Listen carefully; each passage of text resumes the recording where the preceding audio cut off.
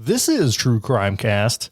Jamie and John here. How are you, buddy? Buddy, I'm hot. It is like a bazillion degrees in Kentucky, but other than that, I'm great. It's summer. Don't you want it to be hot? No, I don't want it to be as hot as it is. Our heat index has been almost 110. Football practices has been canceled because it's too hot. Like, bring on the fall, brother. Yeah, you and me both. Guys, we have a really exciting case for you today, and this is one of the last cases written by Kyle. Yeah. Kyle was our first writer that we brought onto our writing team, and I just want to take a second to thank him for all of his work over the years. To be completely honest, we probably still wouldn't be doing this if Kyle didn't help us out. Oh, no. We were at a point with our lives and our real jobs and everything that we needed help, and Kyle stepped up in a big way. Kyle, we love you. We miss you. There's always an open door. If you want to come back, come on back. He's done the lion's share of the work for the outline writing for the last few years. We have a few more on our team now. Kyle's going to work on a doctorate, so kudos to him. Good luck to you, buddy. And yeah, if you hear about murder, let us know. Yeah, and that is a perfect segue to just thank you guys who have joined Patreon, because without your help, we couldn't bring on folks like Kyle and our other writers to help us do the research, help us put our thoughts down. I mean, they make a huge difference, but it's all because of you all who have joined Patreon and make that happen. Yeah, we appreciate all the support we can get, and we try our best to provide the best content we can. And today is certainly a strong one. This is a listener recommendation from Jennifer. Now, let me say, we get lots of those, John. They come in an email, they come in on social media, a variety of different ways, and we add them to a list that we kind of keep track of, and sometimes we're able to hit them and sometimes we're not. But when Jennifer sent me the information for this case, it was so interesting to me that I went ahead and put it on our kind of immediate schedule, and I look forward to sharing it. This is one of those cases that are kind of my favorite to do because, I mean, spoiler alert, there's really not a good ending, but it's an unsolved case. So I really like kind of going through, talking about the crimes, talking about potential suspects, and then kind of processing with you, like, is it possible that the suspect we think it is maybe is the one responsible, or is it somebody totally different? I really like those kinds of cases, and that's what we have here. Yeah, so are you saying that we have cases that have good endings? I mean, a good ending is when justice is served, right? Yeah. And so even though it's a horrible story, at least the family has closure and justice is served. In this case, nothing like that's happening. So actually, why don't you go ahead and get the ball rolling?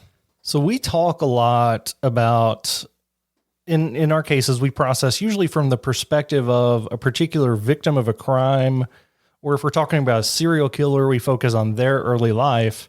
But today's episode is going to be a little different. We're going to talk about 3 disappearances that may or may not be related. The circumstances seem to imply that they are, but we're going to share the details of the story and let you guys decide whether the crimes are in fact related or not. John, the first is a missing person. Who are we talking about? The first one we're going to talk about is Baylee Despot. Now, this was a 20-year-old woman from Bakersfield, California, and she kind of had a sketchy background with some criminal dealings. Now, she was in a relationship with her boyfriend at the time, whose name was Matthew Queen, and he was 43 years old, so that's double her age. I'm not going to make any judgments on that because there's a lot of other things you can make judgments on later, right? So Baylee was really attractive. She had dark brown hair, tan skin. She had a relatively normal childhood. She was raised in an upper middle class home with very close, loving parents. She spent her childhood devoted to her younger sister. Now, all indications were that she enjoyed a happy, close-knit family life as a child. In her late teen years, she ran into kind of a rough patch. She began to associate with local members of the drug scene and quickly fell into addiction and poverty. She dropped out of college, and she devoted her life to her new circle of friends.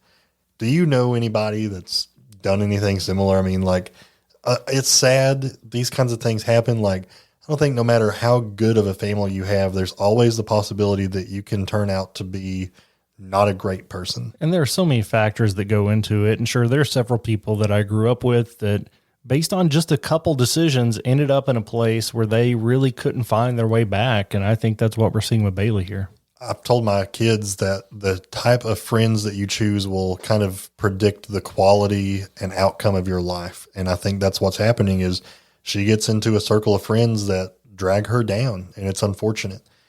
Now, she would get clean and she would tell her family of her ambitious goals. She wanted to join the military. She thought about returning to college to complete her degree, or possibly even becoming a flight attendant. Despite these promises and her sobriety, she always relapsed into drugs and desperation. Just a really sad story. It really is. And by the time she actually turned 20, she had already been married and divorced. In a lot of ways, that divorce is what led her into this rough patch. The divorce hit her really hard, and that's when she started to really abuse drugs. She also fell into dating a lot of different guys in quick succession. Her family reported that a different man would appear at the house to pick her up almost every night. Often she would say she didn't want to go out with the men, but that she quote unquote had to, which is somewhat cryptic, but no matter how you interpret it, John, saying that you have to go out with somebody is not a healthy situation to be in where you're forced to spend time with somebody. She would often leave on a date and completely be gone for days without anybody hearing from her. In 2017, one of these boyfriends spiked her drink, and she would report that she was sexually assaulted by multiple men at a party. Another one of these boyfriends was Matthew Queen, who you mentioned earlier, and they started dating in December of 2017. Queen was in some trouble of his own and actually had a prior felony conviction.